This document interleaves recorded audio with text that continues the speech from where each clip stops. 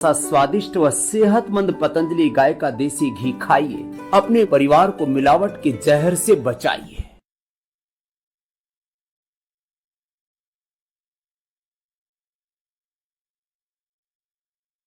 Doctor Sunil Karpe जी के सानिध्य में साईं बाबा की महिमा को आत्मसात कर आध्यात्मिक जीवन जीने की कला सीखें।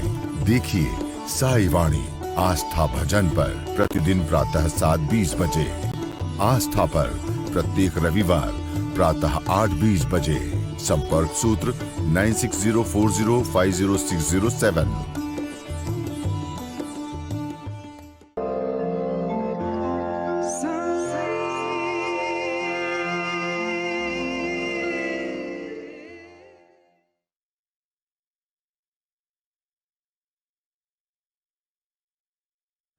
नमस्कार। प्रारंभ करो जारी रखो, इसी विचारधारा से साई वाणी को प्रारंभ करते हुए मुझे बड़ी खुशी है।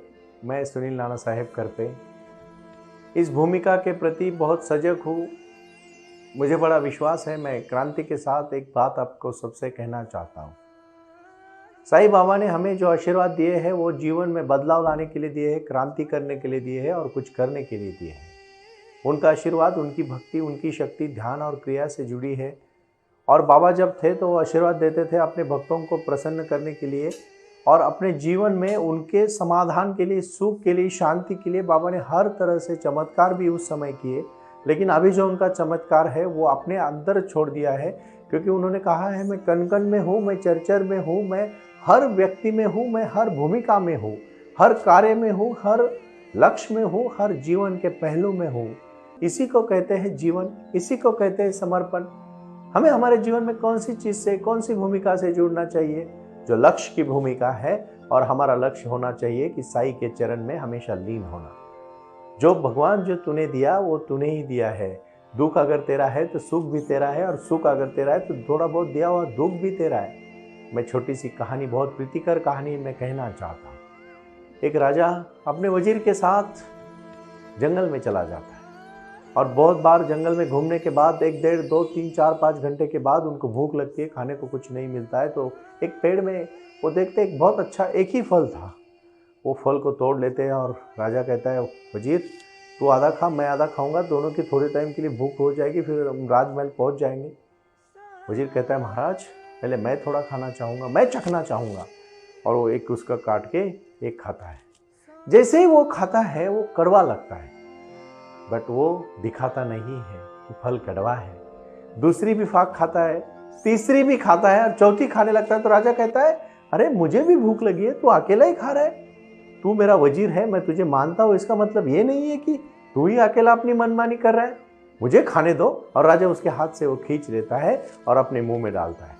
जैसे पहला एक छोटा सा उसका टुकड़ा मुंह में डालता है तो तुरंत वो थूक देता है, क्योंकि वो इतनी कड़वा फल होता है। राजा कहता मुंह में डालता है तो तुरंत वो थूक देता है, क्योंकि वो इतनी कड़वा फल होता है। राजा कहता है पागल है तू, इतना कड़वा फल तू अकेला खा रहा है।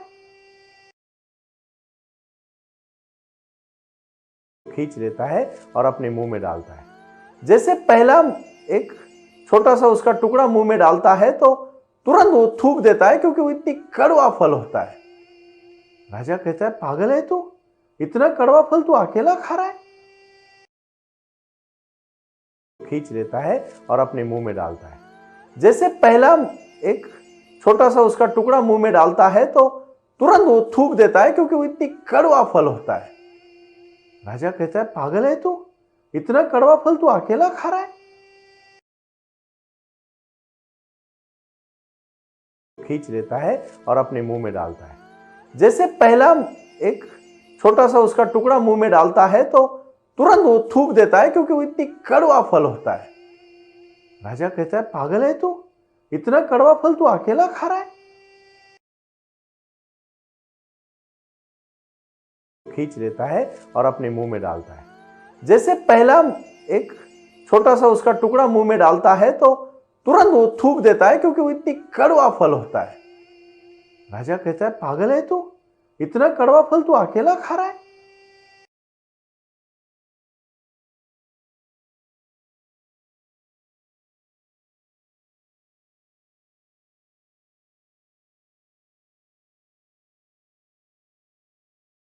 खींच लेता है और अपने मुंह में डालता है। जैसे पहला एक छोटा सा उसका टुकड़ा मुंह में डालता है तो तुरंत वो थूक देता है, क्योंकि वो इतनी कड़वा फल होता है। राजा कहता है, पागल है तू, इतना कड़वा फल तू अकेला खा रहा है। खींच लेता है और अपने मुंह में डालता है। जैसे पहला एक छोटा सा उसका टुकड़ा मुंह में डालता है तो तुरंत वो थूक देता है, क्योंकि वो इतनी कड़वा फल होता है। राजा कहता है, पागल है तू, इतना कड़वा फल तू अकेला खा रहा है। खींच लेता है और अपने मुंह में डालता है। जैसे पहला एक छोटा सा उसका टुकड़ा मुंह में डालता है तो तुरंत वो थूक देता है, क्योंकि वो इतनी कड़वा फल होता है। राजा कहता है, पागल है तू, इतना कड़वा फल तू अकेला खा रहा है। खींच लेता है और अपने मुंह में डालता है। जैसे पहला एक छोटा सा उसका टुकड़ा मुंह में डालता है तो तुरंत वो थूक देता है, क्योंकि वो इतनी कड़वा फल होता है। राजा कहता है, पागल है तू, इतना कड़वा फल तू अकेला खा रहा है। खींच लेता है और अपने मुंह में डालता है। जैसे पहला एक छोटा सा उसका टुकड़ा मुंह में डालता है तो तुरंत वो थूक देता है, क्योंकि वो इतनी कड़वा फल होता है। राजा कहता है, पागल है तू, इतना कड़वा फल तू अकेला खा रहा है। खींच लेता है और अपने मुंह में डालता है। जैसे पहला एक छोटा सा उसका टुकड़ा मुंह में डालता है तो तुरंत वो थूक देता है, क्योंकि वो इतनी कड़वा फल होता है। राजा कहता है, पागल है तू, इतना कड़वा फल तू अकेला खा रहा है। खींच लेता है और अपने मुंह में डालता है। जैसे पहला एक छोटा सा उसका टुकड़ा मुंह में डालता है तो तुरंत वो थूक देता है, क्योंकि वो इतनी कड़वा फल होता है। राजा कहता है, पागल है तू, इतना कड़वा फल तू अकेला खा रहा है। खींच लेता है और अपने मुंह में डालता है। जैसे पहला एक छोटा सा उसका टुकड़ा मुंह में डालता है तो तुरंत वो थूक देता है, क्योंकि वो इतनी कड़वा फल होता है। राजा कहता है, पागल है तू, इतना कड़वा फल तू अकेला खा रहा है।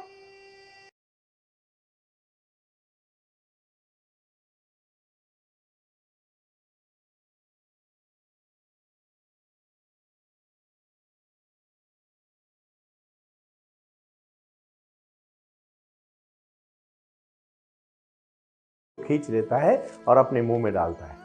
जैसे पहला एक छोटा सा उसका टुकड़ा मुंह में डालता है तो तुरंत वो थूक देता है, क्योंकि वो इतनी कड़वा फल होता है। राजा कहता है, पागल है तू, इतना कड़वा फल तू अकेला खा रहा है। खींच लेता है और अपने मुंह में डालता है। जैसे पहला एक छोटा सा उसका टुकड़ा मुंह में डालता है तो तुरंत वो थूक देता है, क्योंकि वो इतनी कड़वा फल होता है। राजा कहता है, पागल है तू, इतना कड़वा फल तू अकेला खा रहा है। खींच लेता है और अपने मुंह में डालता है। जैसे पहला एक छोटा सा उसका टुकड़ा मुंह में डालता है तो तुरंत वो थूक देता है, क्योंकि वो इतनी कड़वा फल होता है। राजा कहता है, पागल है तू, इतना कड़वा फल तू अकेला खा रहा है।